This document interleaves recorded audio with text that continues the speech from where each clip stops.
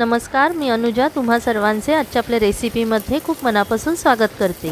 आज आपण एक वाळवणातला पदार्थ करणार आहोत आणि तो आहे मिरगुंड। पोह्यांपासून केलेली ही मिरगुंड मुख्यतः छोट्या चौकोनी आकारात केलेली असतात। वर्षभर टिकणारी, रोजच्या जेवणाची लज्जत वाढवणारी, साध्या वरण भात किंवा मऊ भाताबरोबरही खायला अतिशय चविष्ट लागणारी ही कुरकुरीत रेसिपी तुम्हा सर्वांना नक्की आवडेल। मिरगुंड अजिबात तेलकट होत नाहीत आणि करायलाही खूप सोपी आहेत। चला तर मंडळी, उन्हाळी वाळवणातील एक प्रकार असलेल्या मिरगुंडाच्या रेसिपीला सुरुवात करूया। हे पाव किलो जाडे पोहे घेतले आहेत। कांदे पोहे करण्यासाठी जे पोहे आपण वापरतो तेच पोहे घ्यावे। त्याचबरोबर 100 ग्रॅम साबुदाणाही घेतला आहे। हे दोन्ही वेगवेगळे भाजून घेऊया। आधी पोहे भाजून घेऊया।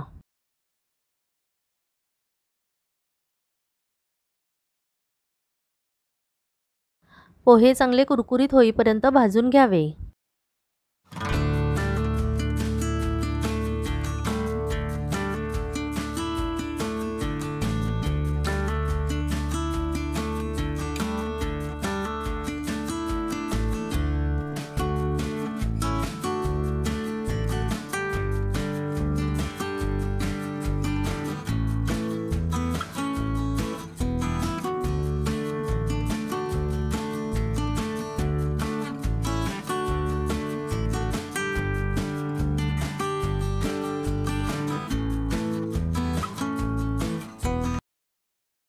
पंधरा मिनिटे मंद आचेवर भाजल्यावर आता ते परातीत किंवा तसराळ्यात काढून घेऊया।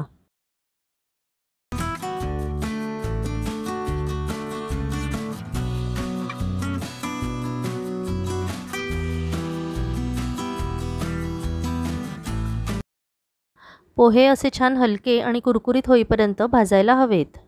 हे पहा, असे छान चुरडले जातात।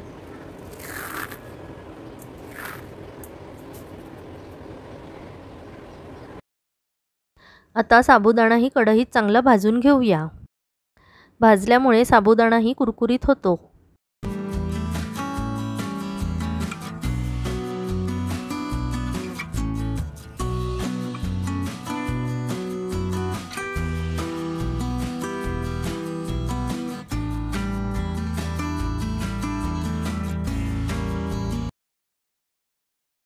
दहा मिनिटे मंद आचेवर भाजून झाल्यावर तोही तसराळ्यात काढून घेऊया।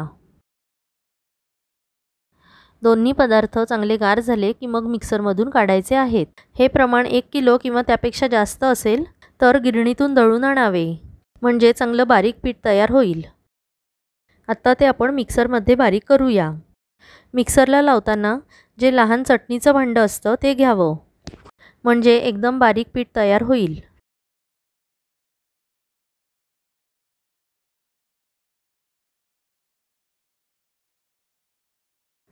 अशा प्रकारे बाकीचेही पीठ करून घेऊ आणि मग ते चाळणीतून चाळून घेऊया। अशी मैदा चाळायची बारीक चाळण घ्यावी, म्हणजे बारीक पीठ तयार होईल।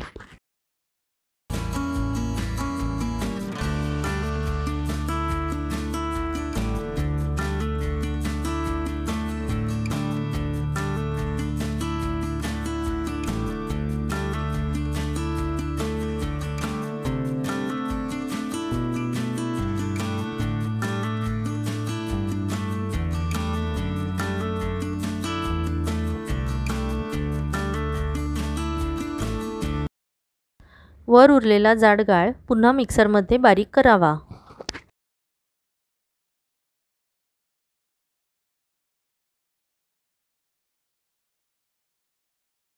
आता हे पीठ वाटीने मोजून घेऊया।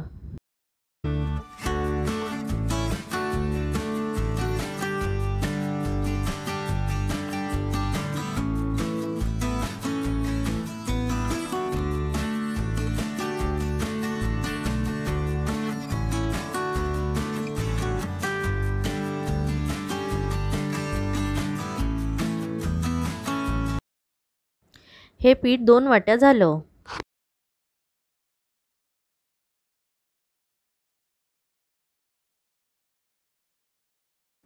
आता कढईत त्याच वाटीच्या मापाने दुप्पट पाणी घेऊया, म्हणजे 4 वाट्या पाणी घेऊया।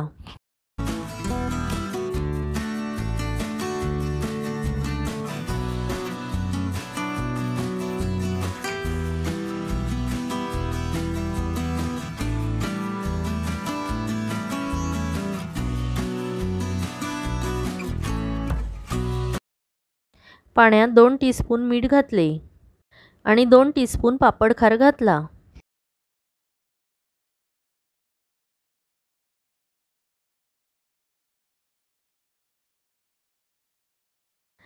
आता 2 टीस्पून लाल तिखट घालूया।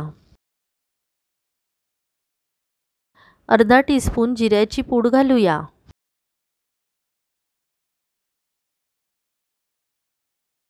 सगळं छान मिक्स करून उकळी येऊ देऊया।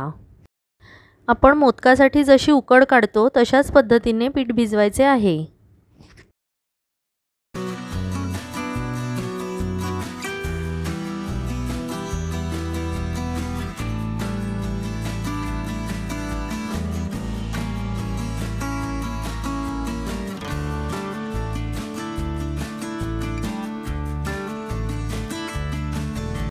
आता पाण्याला चांगली उकळी आली आहे। आपण गॅस बंद करूया आणि त्यात सगळं पीठ थोडं थोडं करून घालूया।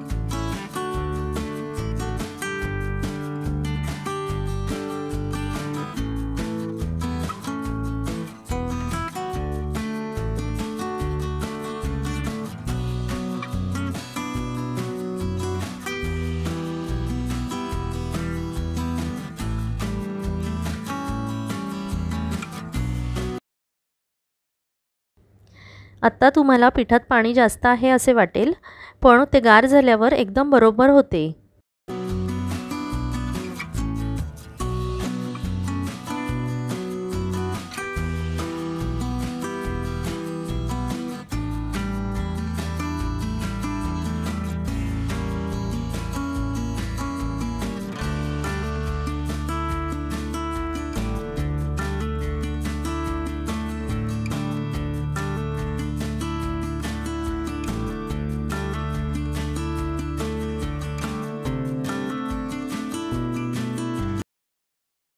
सर्व पीठ व्यवस्थित मिक्स झाल्यावर त्यावर झाकण ठेवून गार करत ठेवावे।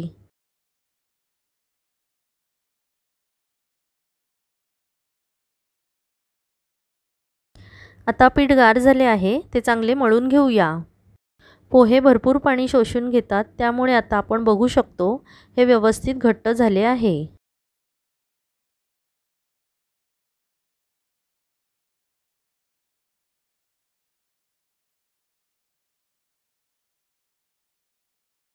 मळताना शक्यतो तेल किंवा पीठ घालू नये। अगदी लागलेस तर थोडे तांदळाचे पीठ घालावे। अगदी थोड्याशा तेलाचा हात लावून चांगले मळून घ्यावे।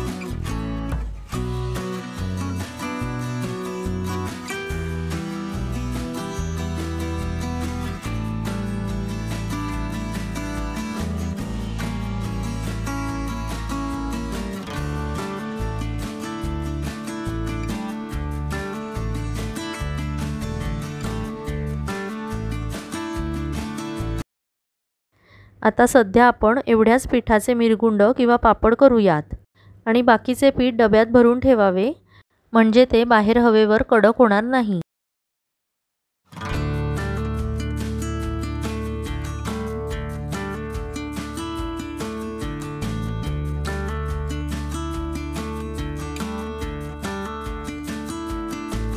गोल छोटे पापड करण्यासाठी पिठाचे असे छोटे गोळे करूया।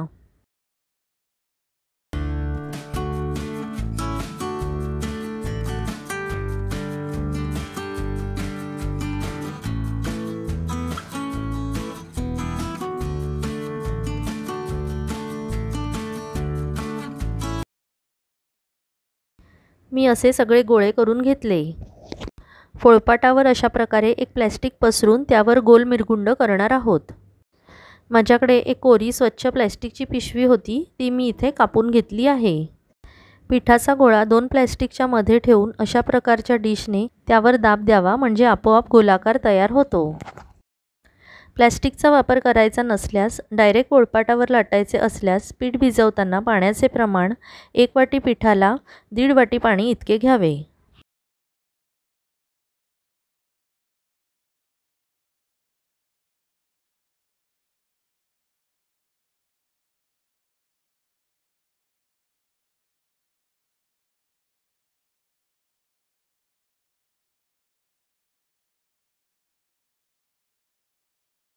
अशा प्रकारे छान पातळ पापड तयार होतात। पोळ्या किंवा पुऱ्या करायचं जे यंत्र असतं त्यावर सुद्धा आपण हे पापड करू शकतो।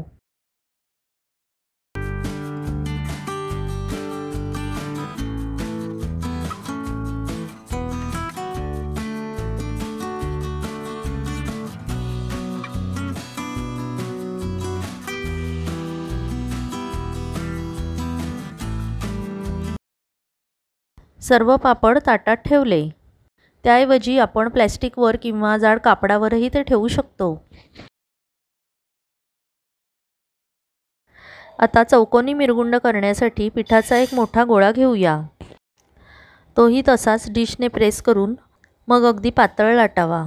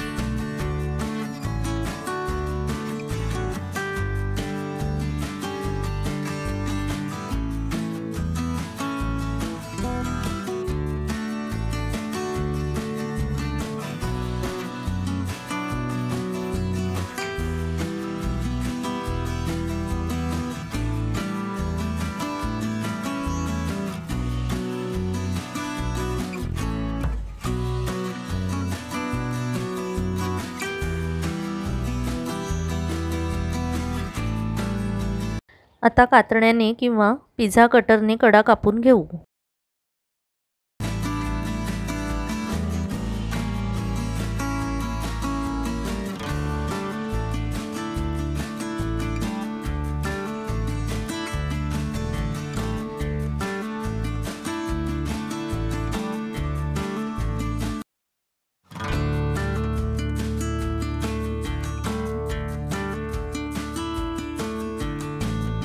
अशा प्रकारे त्याची चौकोनी आकाराची मिरगुंड कापून घेऊया आणि ती सुद्धा एका ताटात काढून घेऊया।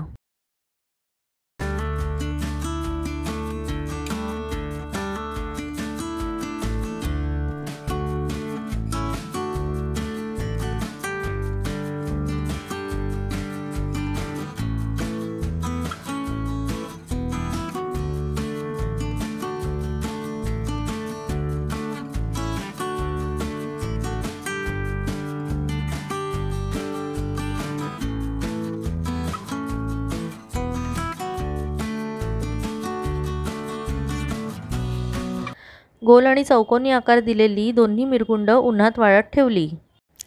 रोज 4 तास उन्हात असे 3 दिवस वाळवल्यावर छान खडखडीत होतात। मी गच्चीवर वाळवल्यामुळे त्यावर एक पातळ कापड पसरले, त्यामुळे पक्षी आणि धुळीपासून त्याचे संरक्षण होईल।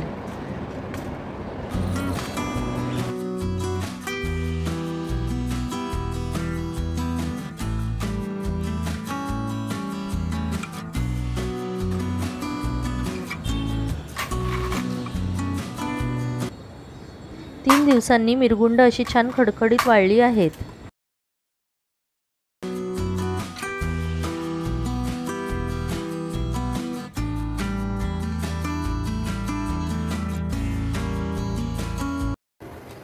आता मिरगुंड तळण्यासाठी तेल चांगले कडकडीत तापवून घेऊन त्यात तळून घेऊया।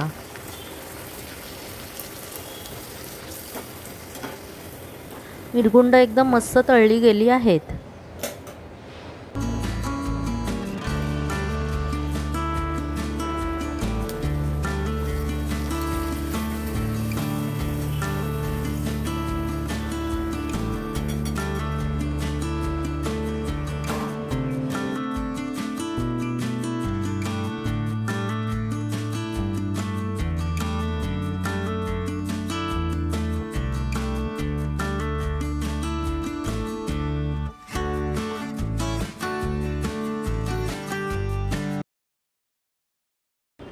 आता मी ती तोडून दाखवते किती छान कुरकुरीत झाली आहेत ते। वा, मस्त एकदम परफेक्ट झाली आहेत। आजची वाळवणाची रेसिपी तुम्हाला कशी वाटली हे मला कमेंटमध्ये कळवा। आवडल्यास लाईक, शेअर आणि सबस्क्राईब करायला विसरू नका। चला तर मग पुन्हा भेटू अशाच नवीन व्हिडिओमध्ये। तोपर्यंत तुम्हा सर्वांना हॅपी कुकिंग।